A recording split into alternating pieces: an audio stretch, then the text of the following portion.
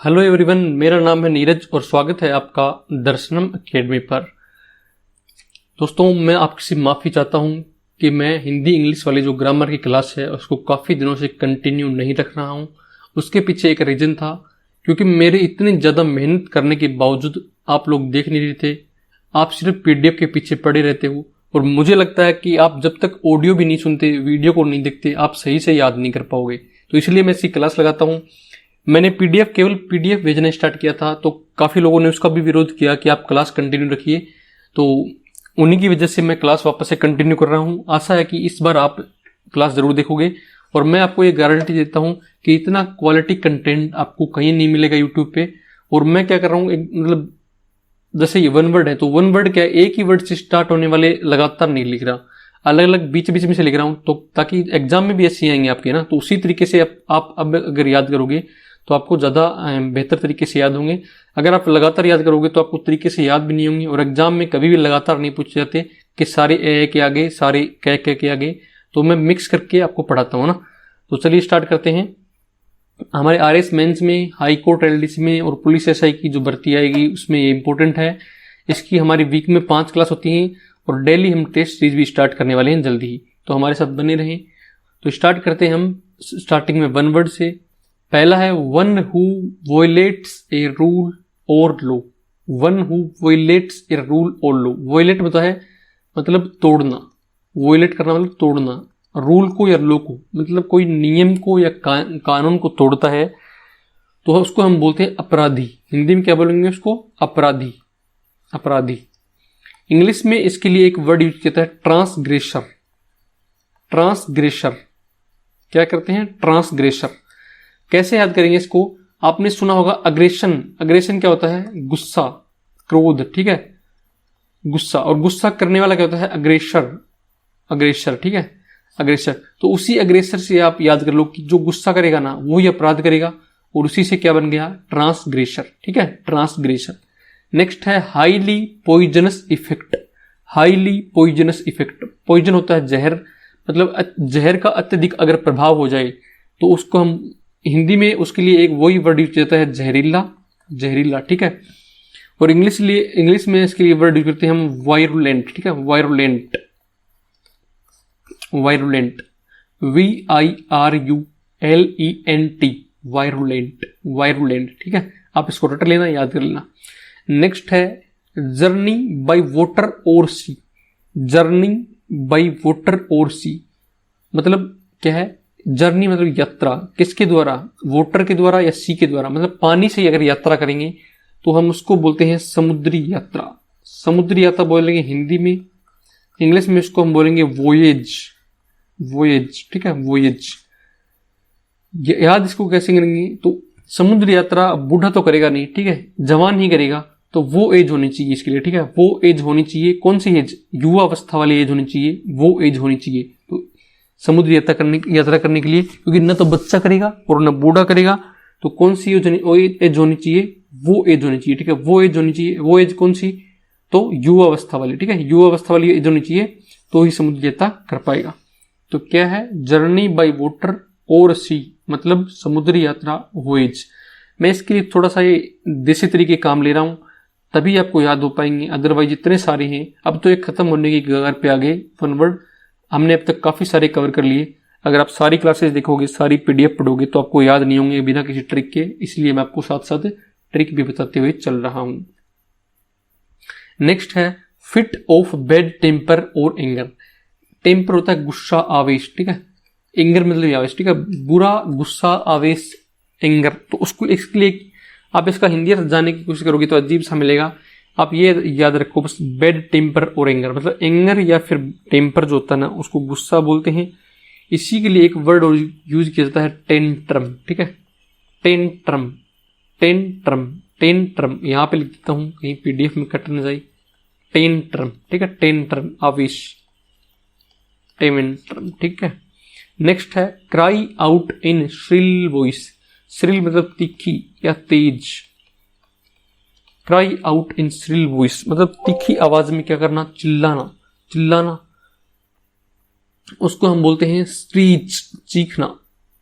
Screech मतलब चीखना, ठीक है, चीखना। स्क्रीच चीखना, SCREECH, स्क्रीच मतलब चीखना, स्क्रीच मतलब चीखना। नेक्स्ट है एक्ट और speech for inciting the public against the government.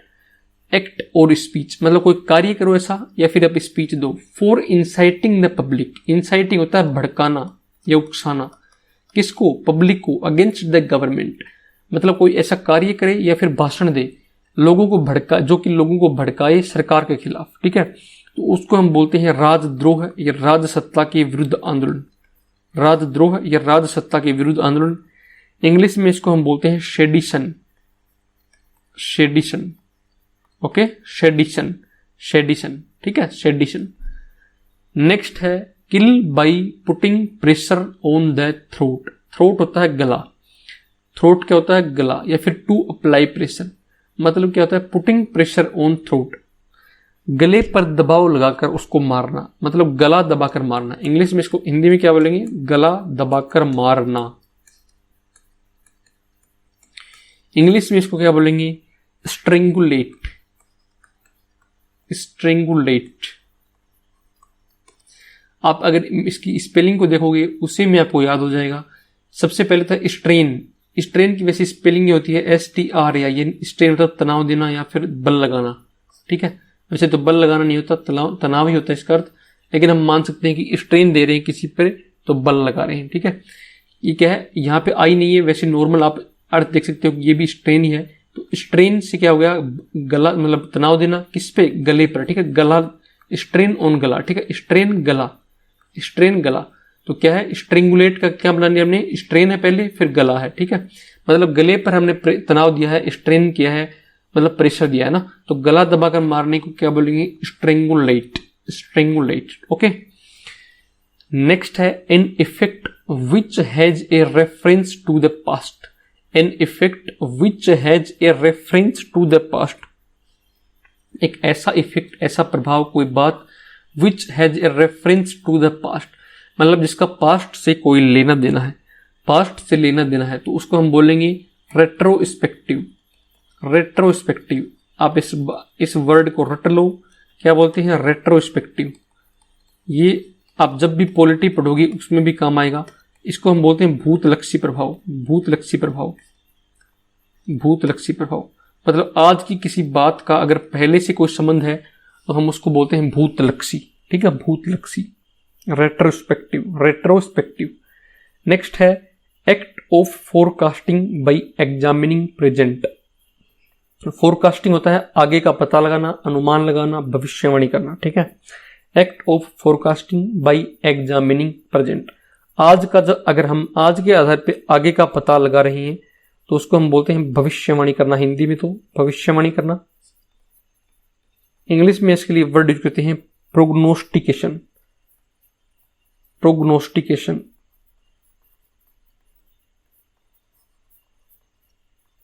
प्रोग्नोस्टिकेशन, ठीक है। प्रोग्नोस्टिकेशन, act of forecasting by examining present, भविष्यवाणी करना, प्रोग्नोस्टिकेशन, प्रोग्नोस्टिकेशन, ठीक है। नेक्स्ट है वाइज। वाइज क्या होता है? आपको पता है सबको, बुद्धिमान या समझदार, बुद्धिमान या समझदार। इसके लिए एक वर्ड और यूज करते हैं हम, प्रूडेंट। क्या होता है? प्रूडेंट, ठीक है, प्रूडेंट। वाइज को क्या हम बोलते हैं? प्रूडेंट। वाइज को क्या बोलते हैं? प्रूडेंट या बुद्धिमान समझदार। तो एक बार इनका जल्दी जल्दी हम रिवीजन कर लेते हैं। पहला है one who violets a rule और लॉ, उसको हम बोलते हैं अपराधी, ट्रांसग्रेसर, ट्रांसग्रेसर। नेक्स्ट है हाईली पॉइजनस इफेक्ट यानी जहरीला, वायरुलेंट। नेक्स्ट है जर्नी बाय वाटर और सी, उसको बोलते हैं समुद्री यात्रा यानी वोएज, ठीक है, वोएज। नेक्स्ट है फिट ऑफ बैड टेम्पर और एंगर, उसको बोलते हैं टेंट्रम यानी आवेश। क्राई आउट इन श्रील वॉइस, उसको बोलते हैं स्क्रीच यानी चीखना।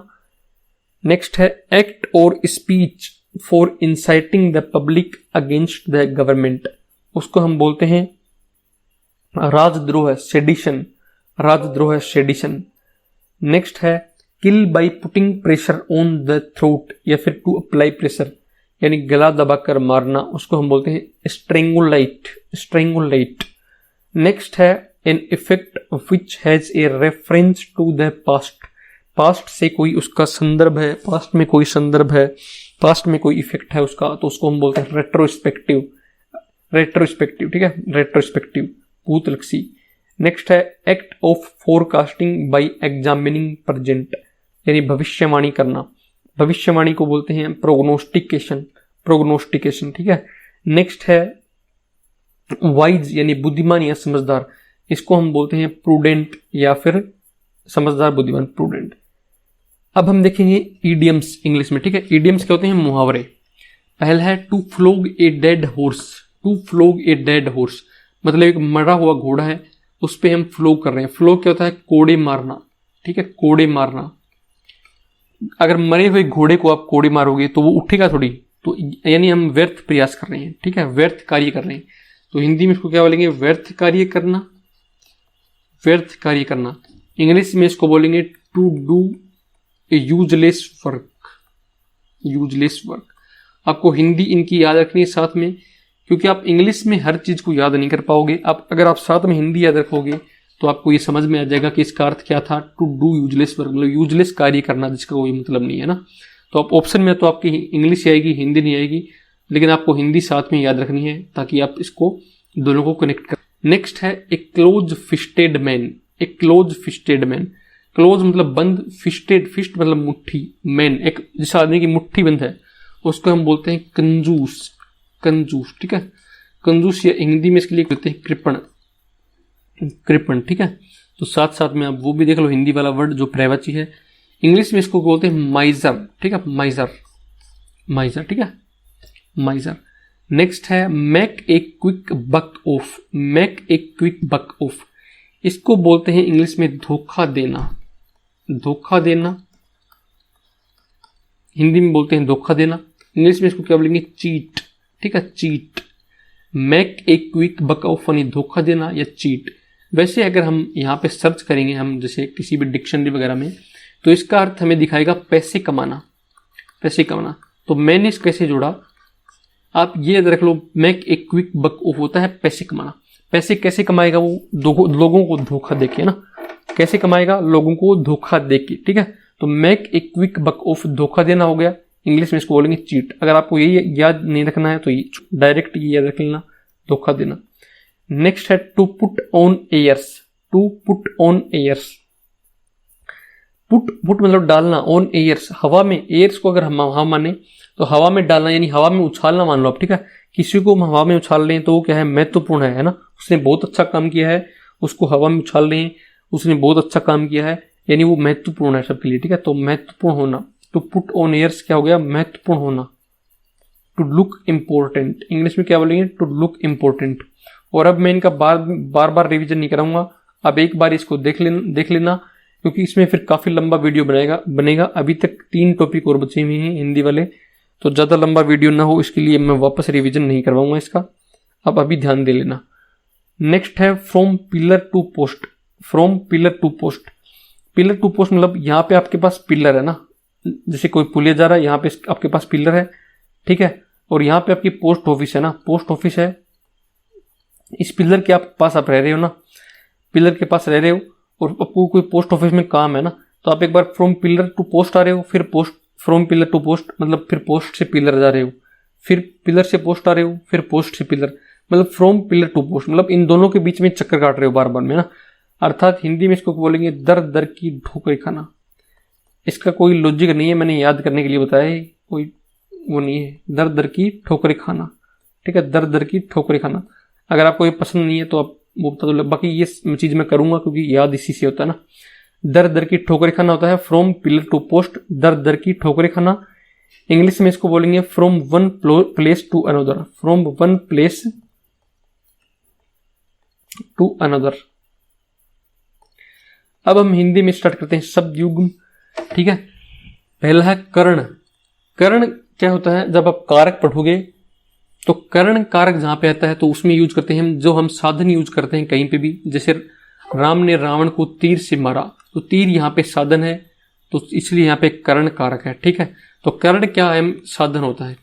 कर्ण क्या है? साधन, साधन। और ये वाला कर्ण क्या होता है? कर्ण मतलब कान, जिसके ऊपर रे आता है ना, वो होता है कान, ठीक है। और बराबर में नीचे रहता है, उसको आता है साधन। कर्ण कारक ऐसे बनता है, कर्ण कारक। तो कर्ण कारक वाला क्या होता है? साधन। और कर्ण क्या होता है? कान। नेक्स्ट है कृत। कृत मतलब किया हुआ, कृत मतलब किया हुआ। आपने कोई कार्य कर दिया तो वो क्या है? किया हुआ, किया हुआ। नेक्स्ट है कृत्य। कृत्य मतलब होता है कार्य। ये आपने गलत कृत्य कर दिया ना, तो कृत्य क्या होता है? कार्य। आपने एक वर्ड देखा होगा जो बहुत बार शब्द शुद्धि में पूछा है, कृत्य, कृत्य, कृत्य, कृत्य। तो शुद्ध शब्द यही है, आपको वहां पे देंगे कृत्य, कृत्य। तो ये गलत वर्ड है। कृत्य, कृत्य का अर्थ हो गया किया हुआ, किया हुआ। और यहां नहीं, कार्य, कार्य हो गया, इसका अर्थ है कार्य, कार्य। जबकि यहां वाले का अर्थ है कृत्य मतलब किया हुआ और कृत्य मतलब कार्य, तो किया हुआ कार्य हो गया। तो ये सही वर्ड है कृत्य, कृत्य। तो कृत्य मतलब है किया हुआ और कृत्य है कार्य। कृत्य मतलब किया हुआ और कृत्य है मतलब कार्य। नेक्स्ट है क्रीत। क्रीत क्या होता है? खरीदा हुआ। क्रीत मतलब खरीदा हुआ। आप याद रखना, एक आगे दो ऐसे आएंगे और सेम टू सेम वर्ड, तो उनको भी आपको याद रखना है। कृत मतलब किया हुआ, कृत्य मतलब कार्य और क्रीत मतलब खरीदा हुआ। अब नेक्स्ट पे चलते हैं। नेक्स्ट क्या है? कृति। कृति, कृति है रचना। ये किसकी कृति है? आपने देखा होगा ना, किसकी कृति है? तो ये प्रेमचंद की कृति है ना। ये किसकी कृति है? प्रेमचंद की है, ये और किसी लेखक की है। तो कृति होती है रचना। कृति मतलब रचना। और कृति, ती अगर बड़ा आ गया तो उसका अर्थ है चतुर, ठीक है, चतुर, चतुर, ठीक है। या फिर इसको हम बोलते हैं करने वाला। कृति को बोलते हैं चतुर या फिर करने वाला भी बोल देते हैं। तो करने वाला का अर्थ तो हम याद रखेंगे, कृति मतलब रचना और रचना करने वाला, ठीक है। रचना तो यहाँ पे आ गया और करने वाला कृति मतलब हो गया, ठीक है। रचना तो यहाँ पे आ गया मतलब कृति, ती छोटा है तो, और करने वाला रचना क्या होती है? अकेली, और साथ में क्या आएगा उसके? रचना करने वाला। करने वाला किसका अर्थ है? कृति का, ठीक है, कृति का। तो आप इनको दोनों को कनेक्ट करके याद रखा करो। अगर कहीं पे थोड़ा मुश्किल आ जाए तो मैं भी आपको लगभग ऐसे याद कराऊंगा, अगर कहीं पे मुश्किल हो तो याद करने में। नेक्स्ट है कोड़ी। दो कोड़ी का है, कोड़ी का मोल है, कोड़ी का मोल नहीं है, तो उसको हम बोलते हैं 20। कोड़ी का अर्थ है 20 दे रखा है। वैसे बहुत सस्ता भी इसको मानते हैं, बहुत सस्ता, ठीक है, बहुत सस्ता। ये वो वाली की कोड़ी है जो हम बोलते हैं। ये है नेक्स्ट है कौड़ी। कौड़ी, ठीक है, कौड़ी। ये थोड़ा सा आपको ध्यान रखना पड़ेगा। इसका क्या होता है? घोंगा आदि का घर। घोंगा आदि का घर, घोंगा वगैरह जो भी जानवर होते हैं वो घर बनाते हैं, उसको हम बोलते हैं कौड़ी, ठीक है, कौड़ी। कौड़ी सिंपल है 20 या फिर बहुत सस्ता, और कौड़ी क्या होता है? घोंगा आदि का घर। नेक्स्ट है, पहले ये देखते हैं खोया। खोया मतलब खोया हुआ। आपने पेन खोया तो वो क्या हो गया? खोया हुआ। और एक होता है खोआ, खोआ। खोआ आपने सुना होगा देसी भाषा में, जो दूध से निकलता है ना खोआ, तो उसको हम बोलते हैं दूध से बना पदार्थ। दूध से एक बना पदार्थ है। जैसे पनीर क्या है? दूध से बना पदार्थ। वैसे खोआ क्या है? खोआ, यह दूध से बना पदार्थ। खोया क्या है? क्या है? खोया हुआ, ठीक है, खोया हुआ। नेक्स्ट है कृषाणु। कृषाणु जब आप पर्यायवाची पढ़ोगे तो आपके सामने आएगा कृषाणु। कृषाणु होता है आग, ठीक है, आग। कृषाणु मतलब आग। और किसान क्या होता है? कृषक, ठीक है, कृषक। कृषाणु मतलब आग और किसान होता है कृषक। नेक्स्ट है तक्र। तक्र मतलब छाछ। तक्र होता है छाछ। और तर्क मतलब होता है बहस। तर्क मतलब बहस करना। आप किसी से तर्क कर रहे हो तो उसको बोलते हैं बहस। तक्र होता है छाछ। तक्र मतलब छाछ। नेक्स्ट है चरी। चरी में जहां पर री छोटा आ रहा है उसका अर्थ है जानवर। और जानवर, चरी मतलब जानवर। और जहां पे री बढ़ा रहा है वहां पे होता है चारा, ठीक है। अब इनको याद कैसे करेंगे भाई? चरी एक याद रख लो आप, छोटी में आता है जानवर, ठीक है, छोटी में आता है जानवर। और जानवर क्या खाएगा? तो चारा खाएगा। जानवर क्या खाएगा? चारा खाएगा, ठीक है। चारा यानी चरी, री बढ़ा रहा है, ठीक है। चरी, री छोटा होता है। देखो आप याद रखो कि जानवर है छोटा, ठीक है, जानवर है छोटा, उससे बड़ा क्या है? चारा। क्योंकि जानवर है ना वो चारे पे डिपेंड है, चारा जानवर पर डिपेंड नहीं है। तो चारा बड़ा होगा और ये जो जानवर है वो छोटा, ठीक है। तो री छोटा इसमें है और री बड़ा इसमें है, ठीक है। नेक्स्ट है डामर। डामर होता है तारकोल, डामर मतलब तारकोल। और डबर, डबर होता है गड्ढा, ठीक है। डबर होता है गड्ढा, डामर मतलब तारकोल और डबर क्या है, गड्ढा। जो डामर होती है, अगर हम डामर डालते हैं तो कहाँ पे डालेंगे, डामर गड्ढों में डालेंगे ताकि सड़क सही हो जाए, है ना। डामर कहाँ पे डालेंगे, जो तारकोल डालते हैं वो कहाँ पे डालेंगे, गड्ढों में डालेंगे ताकि सड़क सही हो जाए ना। तो इन दोनों को आप कनेक्ट कर लो कि साथ साथ आते हैं, तारकोल और गड्ढा, ठीक है। तारकोल और गड्ढा, और इधर वाले तो हमेशा साथ आएंगे, क्योंकि डामर पूछेगी तो उसके साथ डाबर ही आएगा ना। तो डामर होती है तारकोल, ये हमें याद है। और तारकोल कहाँ पे डालेंगे, तो गड्ढों में डालेंगे, ठीक है, गड्ढों में डालेंगे। नेक्स्ट है बात। बात मतलब वार्तालाप या बातचीत, बातचीत। और वात होती है वायु, ठीक है, वात मतलब वायु। तो नेक्स्ट अब हम देखते हैं मुहावरे। पहला है छाती छलनी हो जाना। छाती छलनी हो जाना मतलब बार बार लगातार दुख आते रहना। लगातार किसी व्यक्ति की जिंदगी में दुख आते गए तो उसकी छाती छलनी होगी, ठीक है, ऐसा माना जाता है, उसकी छाती छलनी होगी ना। तो लगातार दुख आते रहना क्या है, लगातार दुख आते रहना। नेक्स्ट है छुपे रुस्तम। छुपा रुस्तम हम किसके लिए यूज करते हैं, कि आपका कोई दोस्त था और आपको लग नहीं रहा था कि वो सिलेक्शन ले पाएगा, लेकिन बाद में रिजल्ट आया तो वो छुपा रुस्तम निकला। छुपा रुस्तम मतलब पहले तो उनका उसके जो पता नहीं था कि ऐसा कर देगा ये, बाद में वो सक्सेस हो गया ना। तो वो क्या है, देखने में तो साधारण था लेकिन वास्तव में क्या था, असाधारण। देखने में साधारण और वस्तुतः असाधारण।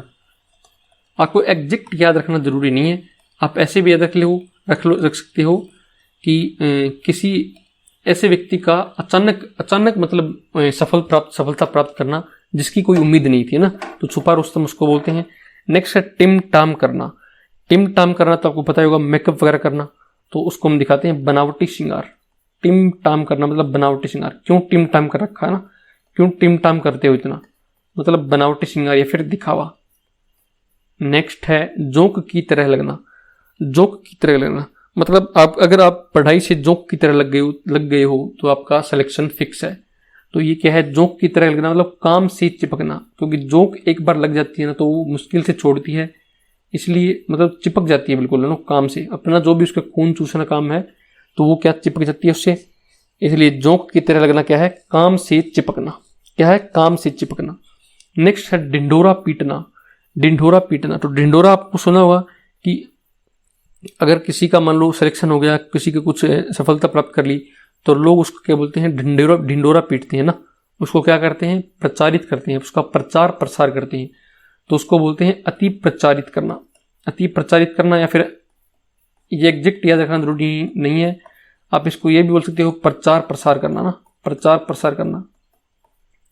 थोड़ा बस समझ लेना कि ढिंढोरा क्या होता है। ढिंढोरा मतलब किसी चीज को बढ़ा चढ़ा के बताना, प्रचार करना उसका। नेक्स्ट है नस नस पहचानना। नस नस पहचानना या रग रग से वाकिफ होना एक ही बात है। आप किसी से बोलते हो कि तू मुझे धोखा नहीं दे सकता, मैं तेरी नस नस से रग रग से वाकिफ हूं, तो उसका मतलब क्या है, आप जो वो व्यक्ति कुछ भी गलत करे आपके साथ तो उससे पहले आप पहचान जाओगे। मतलब अगर आपके साथ वो अवांछित व्यवहार करे तो भी उसको आप पहचान जाओगे, इतना आप उसे जानते हो नजदीकी से। तो उसका अर्थ होगा किसी के अवांछित व्यवहार को, किसी के अवांछित व्यवहार को विस्तार से जानना। ठीक है, विस्तार से जानना, अच्छे से जानना ना। मैं थोड़ा फास्ट बोल रहा हूं क्योंकि मुझे लग रहा है कि लंबा वीडियो हो जाएगा, आपका टाइम ज़्यादा खराब होगा और इसमें कोई बात ऐसे बताने वाली है नहीं। आप एक दो बार इनको सुनोगे तो अपने आप याद हो जाएंगी। बाकी आप पीडीएफ से पढ़ लिया करो और भाई वीडियो देखा करो, अदरवाइज मैं पीडीएफ शेयर करना बंद कर दूंगा। आप डायरेक्ट पीडीएफ देख लेते हो, वीडियो भी देखा करो साथ में, ये अच्छी बात नहीं है। नेक्स्ट है पानी पानी होना। देखो मैंने आपको पहले भी एक दिन बताया था, जहां पे भी पानी पानी होना आ गया, घड़ों पानी पड़ना, ये सब आ गया, तो वहां पे शर्मिंदा होने, लज्जित होने से संबंधित आएगा। तो पानी पानी होने का अर्थ है बहुत शर्मिंदा होना, बहुत शर्मिंदा होना।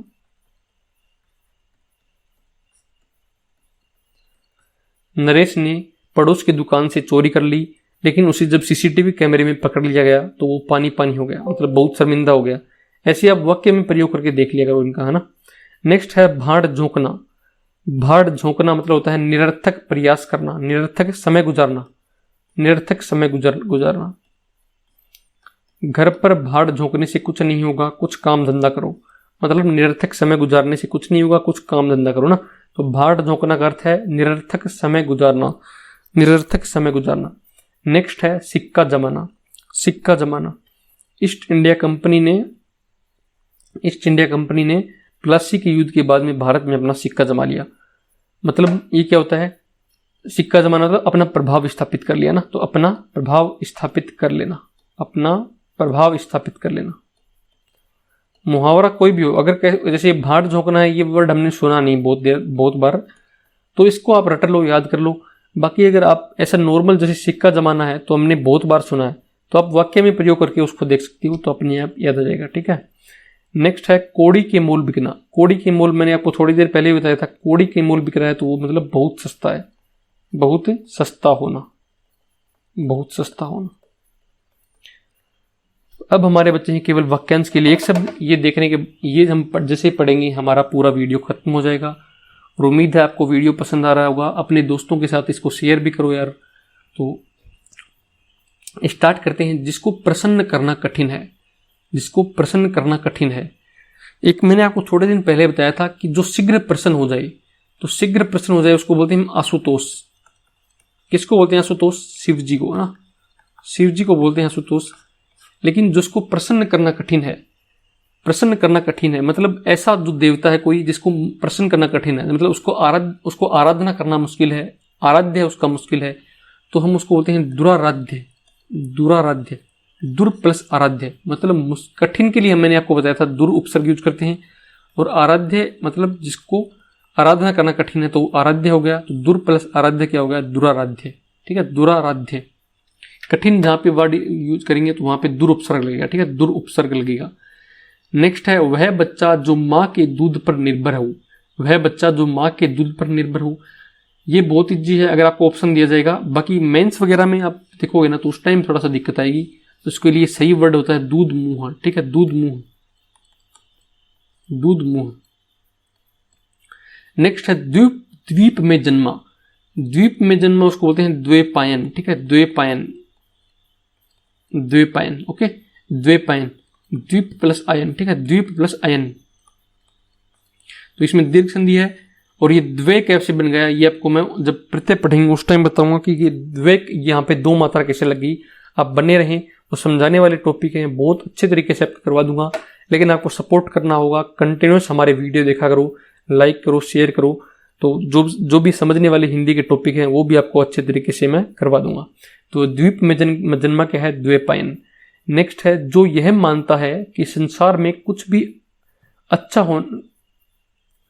होने की आशा नहीं है। ये थोड़ा सा गलत लिख दिया यहाँ पे, कुछ भी अच्छा होने की आशा नहीं है, मतलब ऐसा व्यक्ति जो हमेशा निराशा लिए रहता है, ऐसा मानता है कि संसार में कुछ अच्छा नहीं होगा, तो उसको हम बोलते हैं निराशावादी। निराशावादी। ठीक है, निराशावादी। नेक्स्ट है रंगमंच पर पर्दे के पीछे का निशान, पर्दे के पीछे का स्थान, निशान नहीं सॉरी स्थान है, पर्दे के पीछे का स्थान। रंगमंच के पर्दे को क्या बोलते हैं? हम यवनिका बोलते हैं। ठीक है, रंगमंच का अगर जो पर्दा होता है उसको हम बोलते हैं यवनिका।